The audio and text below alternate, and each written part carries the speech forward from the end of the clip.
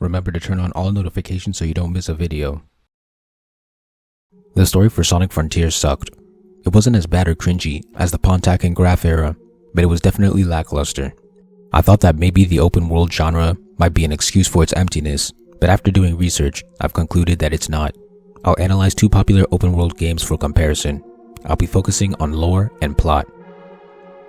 Lore is the story of the past. Breath of the Wild is my first example. This is an open world game, but its story is better than Frontiers.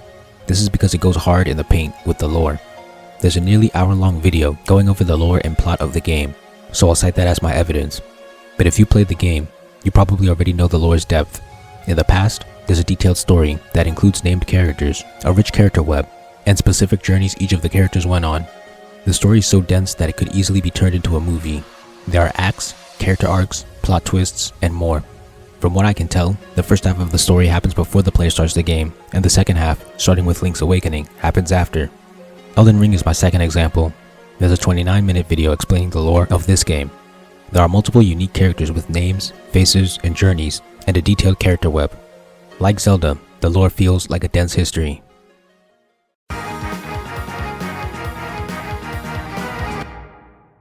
Plot is the story in the present. Like I said before, Breath of the Wild has an actual plot in the present. Link has to complete shrines and gain runes.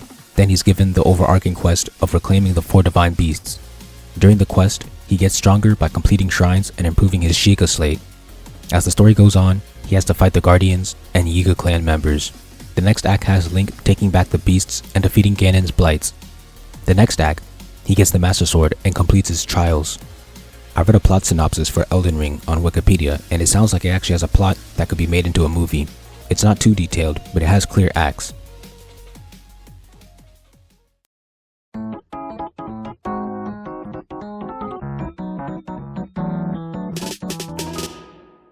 Now, Sonic Frontiers. What is its lore? The ancients lived on a planet where they had the Chaos Emeralds. A moon-like object known as the End attacked their planet, and they were forced to flee to Earth.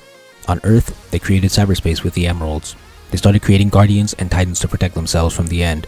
The Titans were losing, but one was able to seal the End in cyberspace. Some ancients moved to Angel Island and became Chao. The rest became Cocos. That's basically it. Each island has a mini-story about some ancients. Amy's has 2 lovers reuniting. Knuckles' has soldiers creating defenses. And Tails' has technicians firing weapons. All 3 stories end with the ancients dying. None of these characters are distinct or unique. They don't have names or character webs. They barely even have journeys. It's not a detailed epic past, and the main antagonist of the lore feels half-baked.